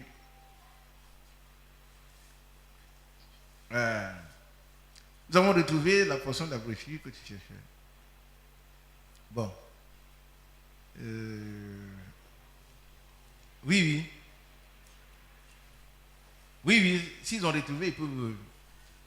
Vous savez, comment ce frère bien-aimé, pour vous qui dormez, réveillez-vous. Il parle de l'amour fraternel. Comme le frère Branham, un prophète de Dieu, il a été dénigré par un homme, un photographe. Mais nous autres, on aurait dit, puisque ces enfants ont commis un crime, on doit les tuer. Ah, il a provoqué le prophète, donc c'est normal. Mais le frère, quand il a appris qu'on doit tuer ses enfants, il a rassemblé des gens, et ils sont restés à prier jusqu'à ce que ces enfants soient acquittés. Ça, c'est l'amour. Amen. Voilà. J'avais rassemblé quelques personnes et leur avais prêché un message destiné à obtenir la grâce pour ce jeune homme et cette jeune fille qui s'étaient mis dans des difficultés. Je pense que vous avez lu cette histoire dans les journaux. Il s'agissait du beau-fils de M. Meyer. Et M. Meyer est celui qui a pris la photographie de l'ange du Seigneur que vous voyez ici. Mais M. Meyer, regardez, il est un catholique romain et sa femme est juive. Lorsqu'ils se mariaient, ils ne voulaient pas parler de religion entre eux. Voilà comment ils ont résolu leur problème. Alors, ils ont fait comme l'autruche. Ils ont mis leur tête dans le sable, mais le problème est là. Alors, si on dit juif et puis catholique, ils ne voulaient pas parler de religion et vivre comme ça. Mais nous, on doit parler de religion dans la famille. Le conjoint doit être touché par l'évangile. Voilà. Vous lisez, il travaillait avec Ted Tantan, qui est le propriétaire du studio. Mais c'est pas. Il y a le début là où on dit que cet homme-là, il a dénigré le frère Branham.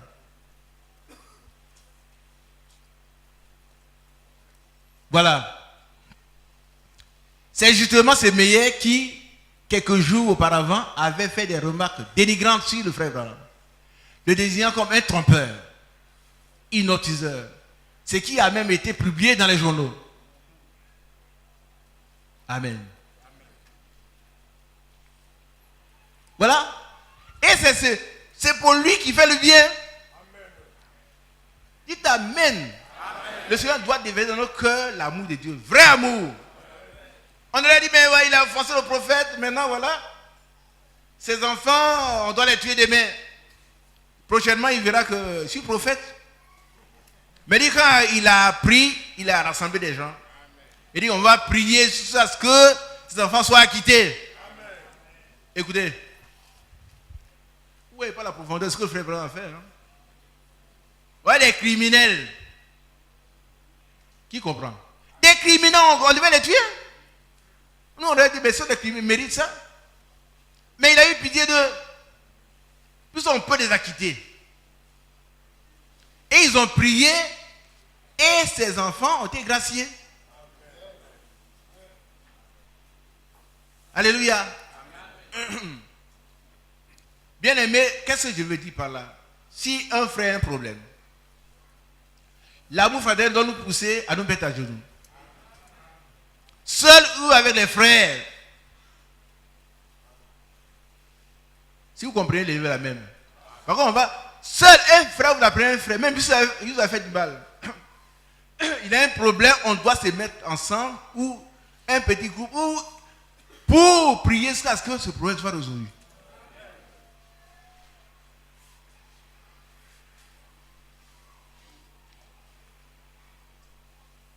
Qui se souvient que cela a été fait par les premiers chrétiens? Dans quel passage? Dans Actes chapitre.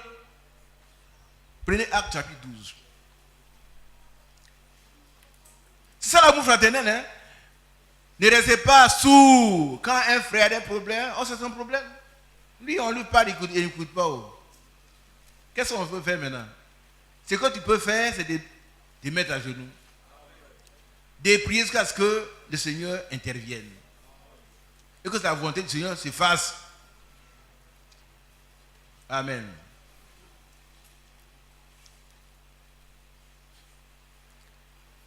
Voilà. Acte 12. Vers le même temps, le roi Hérode s'est mis à maltraiter quelques membres de l'église. Et il fit mourir par l'épée Jacques, frère de Jean. Voyant que cela était agréable aux Juifs, il fit encore arrêter Pierre. Vous voyez? Pierre n'avait rien fait, hein? Mais simplement parce que Hérode voyait que quand il tue les chrétiens, ça fait plaisir au peuple. C'est tout, hein? Ça peut nous arriver un jour. Donc, il faut qu'on tue encore Pierre. Mais quand Pierre a été arrêté, vous allez voir que l'église ne va pas dormir. Amen. Verset 12. Après avoir réfléchi, il se dirigea vers la maison de Marie, mère de Jean, surnommé Marc, où beaucoup de personnes étaient réunies et priaient. Gloire à Dieu. Amen. Pourquoi? Elles étaient réunies et priaient. Pierre devait être exilé le lendemain. Mais par leur prière, il a été libéré. Et c'est un indicateur de l'amour fraternel. Si l'amour fraternel est là, c'est qu'un frère a un problème, nous devons être intéressés, nous devons être interpellés par le problème du frère. Gloire à Dieu. Dieu soit béni. Je vais lire un passage et puis arrêter pour aujourd'hui. Colossiens chapitre 3. Colossiens 3, 12 à 16.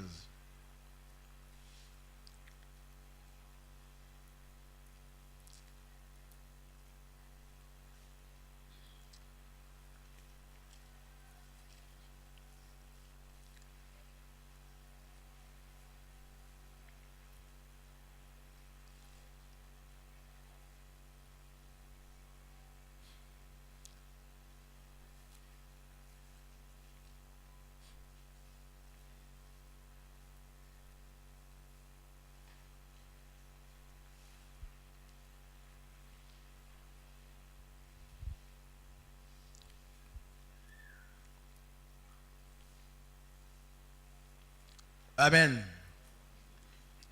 Colossiens 3, à partir du verset 12. Ainsi donc, comme des élus de Dieu, saints et bien-aimés, revêtez-vous d'entrailles de miséricorde, de bonté, d'humilité, de douceur, de patience. Supportez-vous les uns les autres. Amen. Amen. Et si l'un a sujet de se plaindre de l'autre, pardonnez-vous réciproquement. C'est réciproque. De même que Christ vous a pardonné, pardonnez-vous aussi. Mais par-dessus toutes ces choses, revêtez-vous de la charité, qui est le lien de la perfection. Gloire à Dieu. Le dernier verset, c'est 1 Thessaloniciens 4. Là, il y a quelque chose que je vais relever.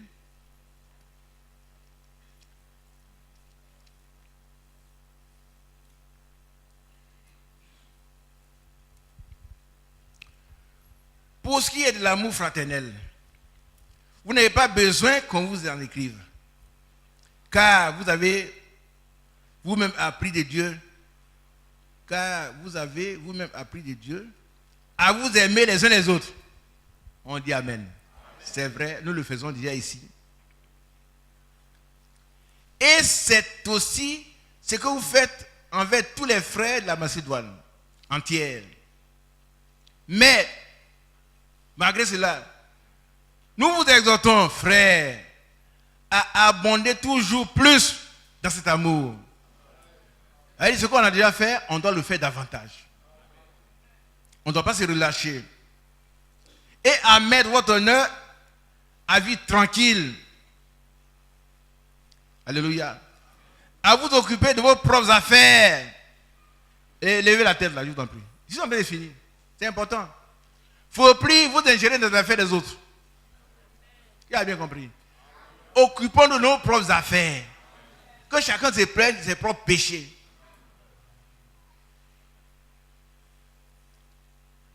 C'est l'apôtre Paul. À nous occuper de nos propres affaires. Et puis, après le et, il y a une virgule, puis le et. Qui va me lire ça?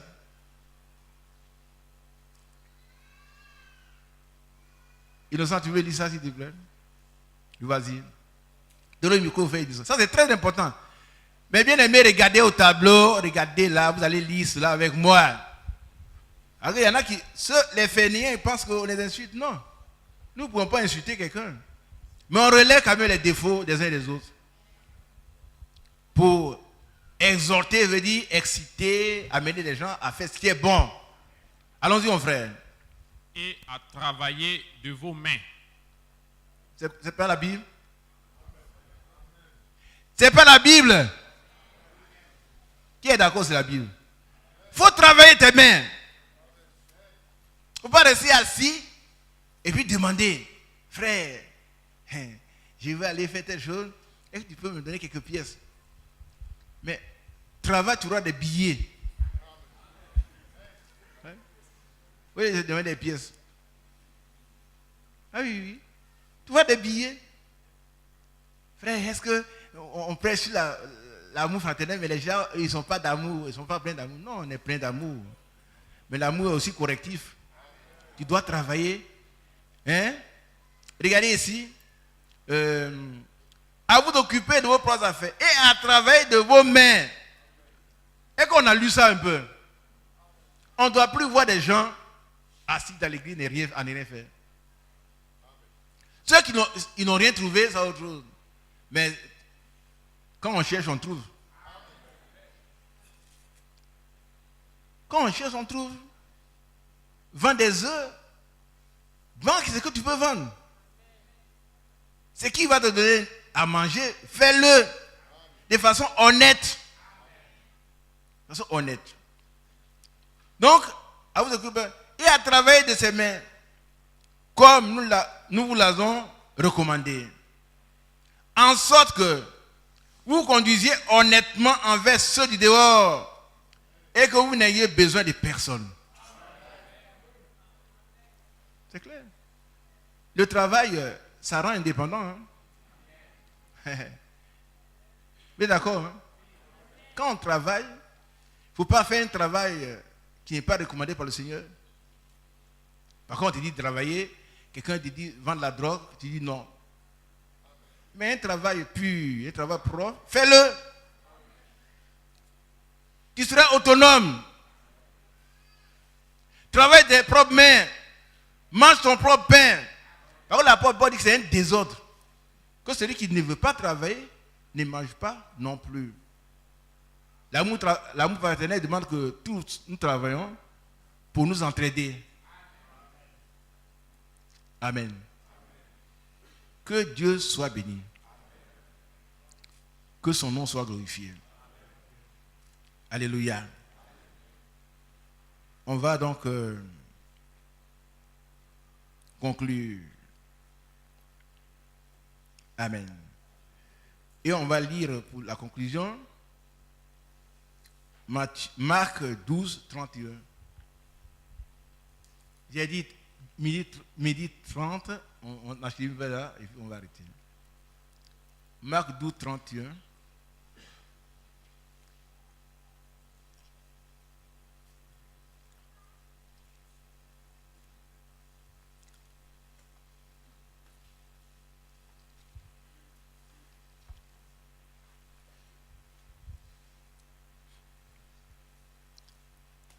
Marc. À partir du verset 29. Non, on va lire à partir du verset 28. Un des scribes qui les avait entendus discuter, sachant que Jésus avait bien répondu aux Sadducéens, s'approcha et lui demanda: quel est le premier de tous les commandements? Jésus répondit: voici le premier. Écoute, Israël, le Seigneur notre Dieu est l'unique Seigneur. Gloire à Dieu. Il n'y a pas de Seigneur. Et c'est pour cela que la divinité de Jésus-Christ est très claire. Quand on dit il est le Seigneur, ça veut dire qu'il est le Seigneur. Il y a un seul Seigneur. Un seul Seigneur. Et c'est lui. Amen.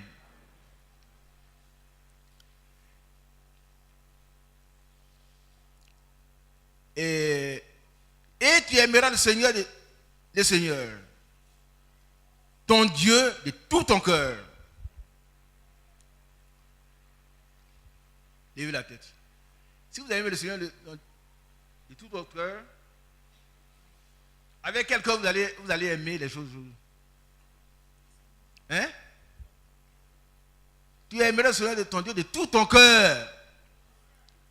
Si cela était, il n'y a plus de place pour les générations. Hein, les frères, chez moi, si je ne fais pas ça, fait des générations, si je ne fais pas, tu n'aimes pas le Seigneur, ton Dieu. Si tu l'aimes seul. L'amour ne se partage pas. Hein. L'amour est réciproque. C'est pour cela que la polygamie n'est pas biblique. La polygamie était un symbole dans l'Ancien Testament. Les gens ont pris 1000 femmes. C'est pour nous instruire. Mais dans le Nouveau Testament, dans la Nouvelle Alliance, Jésus a dit de retourner au commencement. Au commencement, il y avait un seul homme, une seule femme. Pourquoi? Parce qu'on ne peut pas partager l'amour. Bien aimé, ceux qui ont encore des bureaux. Frère, moi ici là, j'aime la soeur, mais vraiment, l'autre là, je ne sais pas. Il y en a qui ont des arguments, mais il y a trop de femmes, il faut les prendre. Mais est-ce que toi tu es Dieu? Si Dieu a créé trop de femmes, c'est comment arranger ces femmes? Ce n'est pas ton problème. Non, il y a des frères dans ces messages qui sont encore polygames. Honte à vous. Honte à vous. Honte à vous. La polygamie n'est pas biblique. Il y a des endroits où on prêche ça même dans le message. Et moi j'ai honte. J'ai honte. Hein? Et ils trouvent des justifications. Frère Franck voudrait prêcher. Frère Venant, non. Va demander combien de femmes ils ont. Si quelqu'un veut avoir 2 femmes, c'est parce qu'il est plein de convoitises. C'est tout. Hein? Personne n'a prêché la polygamie. Il y a un enseignement clair que le frère Venant a donné. Si on n'a pas compris, reste tranquille. C'est tout. Ici, dans ce message encore, en Côte d'Ivoire, il y a des églises où on prêche la polygamie. Le pasteur est polygame. Les autres sont des polygames. La dernière fois, il posé la question à une soeur, un jeune homme qui se disait envoyé de Dieu.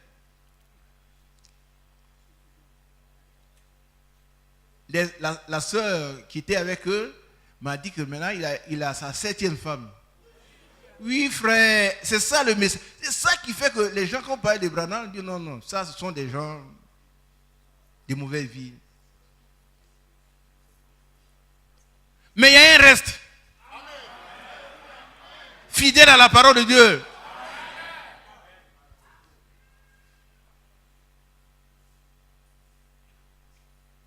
Il est à sa 7e femme. Il lui a dit, qu'est-ce qu'il fait avec les femmes? Il les mange? Excusez-moi. 7 femmes. Ma soeur, c'est de la vérité. Et ils disent que nous, on est dans l'erreur. Celui qui refuse la vérité, il reçoit l'esprit d'égarement pour croire au mensonge. Or, l'Église est l'appui, la colonne et l'appui de la vérité. Il n'y a aucun mensonge venant de la vérité. Ça n'existe pas. On ne peut pas, aucun prophète, aucun serviteur public n'aurait prêché qu'il faut avoir plusieurs femmes. Ce n'est pas vrai. Pas vrai. Ceux qui ont plusieurs femmes, quand je parle, ils prennent toutes les précautions. Les bien-aimés qui ont eu plusieurs femmes avant de donner un message, vous êtes sauvés si vous avez cru. Vos époux aussi seront sauvés si elles ont cru. La Bible dit que la femme, elle sera sauvée, du moins, néanmoins, en persévérant dans la chasteté, la sainteté et l'amour. Donc si elles persévèrent, elles sont sauvées. Mais vous ne pouvez pas avoir de charge dans l'église. Par contre, vous n'êtes pas un exemple à suivre. Qui a compris? Tu prends tes 2 femmes, tu es venu dans l'église, tu restes avec tes femmes. On ne les chasse pas. Mais tu ne veux pas venir chanter ici. Tu as des voix aux instruments, on te chasse. Ah, dites, il a 2 femmes dehors. Il n'y a pas parlable. Les gens vont te voir dire, ah, celui-là, il a 2 femmes. Ce n'est pas un bon témoignage. Donc si tu as déjà 2 femmes, viens t'asseoir, viens écouter, mais tu n'es même pas autorisé à balayer la cour, le sol. Ouais. Prépare-toi pour l'enlèvement, tu seras enlevé. Mais tu ne veux pas t'occuper de la direction de l'église, prêcher la parole de Dieu, non. Tu vas aller prêcher sur comment on appelle, le mariage, on va te dire, mais toi tu as 2 femmes.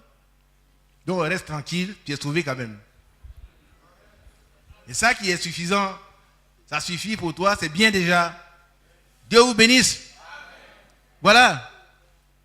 Donc voici, tu aimeras le Seigneur ton Dieu de tout ton cœur. On ne peut pas aimer Dieu et aimer les idoles. Aimer Dieu et aimer le monde. Aimer Dieu et aimer l'argent. Aimer Dieu et aimer les femmes. Parce que le Seigneur a donné une femme à un homme. Après le salut, la meilleure des choses, c'est une épouse. Mais si tu vis dans la prostitution, tu n'es pas encore sauvé. Je ne sais pas comment ceux qui prêchent là justifient leur position. Mais que Dieu leur fasse grâce. Nous ne voulons pas enlever le salut à quelqu'un, mais par la parole de Dieu, nous savons qu'ils doivent revenir à la Bible. Il n'en était pas comme ça au commencement. Au commencement, il y avait un homme et une femme. Dieu avait toute la latitude de créer 1000 femmes pour Adam. Mais il a créé une seule. Entre Adam et nous, il y a eu des difficultés. Et cela a été permis par Dieu pour nous instruire. Ce n'est pas des exemples à suivre. On ne peut pas parler de son cœur. Donc tu aimeras le Seigneur de tout ton cœur, de toute ton âme, oui, de toute ta pensée.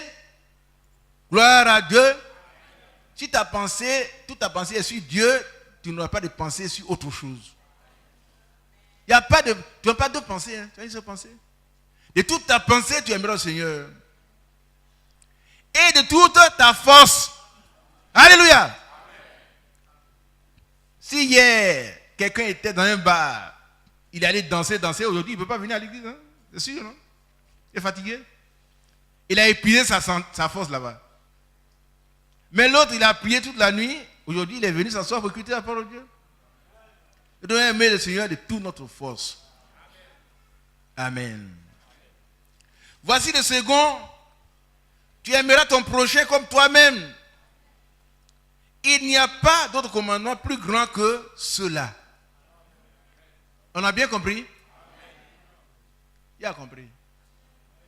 Tu peux donner tous tes biens, donner l'argent aux gens, mais si tu ne les aimes pas, tu n'accomplis pas encore la volonté de Dieu. Il n'y a pas d'autre commandement plus grand que cela. Que Dieu nous aide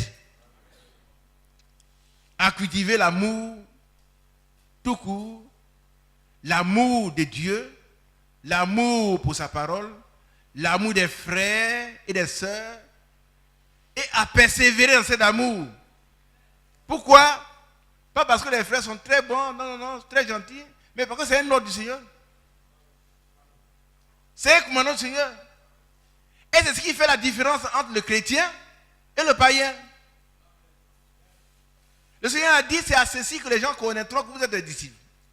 Donc, c'est la marque distinctive du chrétien d'aimer de façon sincère son frère et sa soeur. Alors, la Bible dit, celui qui dit qu'il aime Dieu, qui ne voit pas, et qui n'aime pas son frère qui voit, est un menteur. C'est pas vrai? Comme Dieu, tu ne le vois pas. Ah, Dieu, gloire à Dieu, Seigneur Jésus. Et quand tu cries comme ça, tu vois ton frère qui il dit, frère, après ta prière, je n'ai rien à manger. Tais-toi. Hein? Il faut d'abord aimer ton frère. Et alors tu vas aimer le Seigneur de Dieu qui l'a créé. Parce que Dieu est amour. Que le Seigneur nous bénisse. Que nous puissions persévérer dans l'amour fraternel.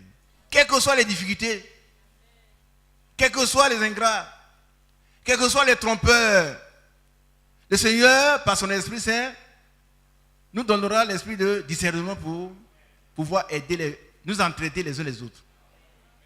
Le Seigneur vient bientôt. Le message que nous avons reçu nous dit, et le messager lui a dit, c'est l'amour parfait qui entrera là-bas. Ce n'est pas n'importe quoi, ce n'est pas le messagiste, mais c'est l'amour parfait. S'il n'y a pas l'amour parfait, on perd le temps ici.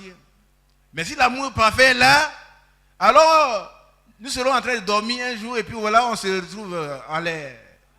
Alléluia. Qui est d'accord? D'accord, il va nous prendre, on ne sait pas quand il vient. Donc on sera couché, on a parlé à les frères, on les a aimés, on a prié ensemble et puis hop!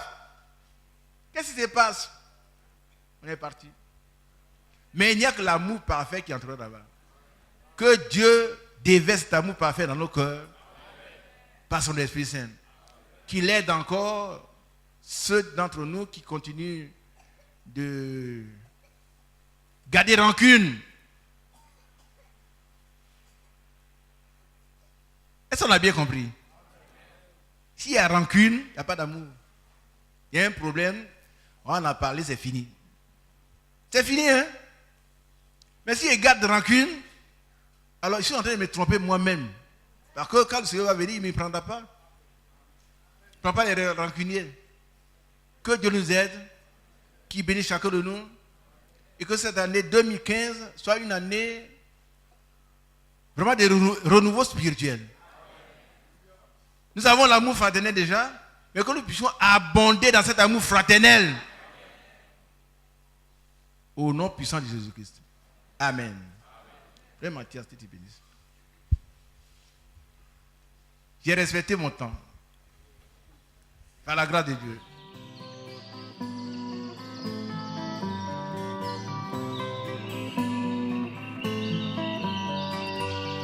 J'aime l'Éternel, car il entend ma voix. Il a penché vers moi son oreille, et je le chanterai toute ma vie.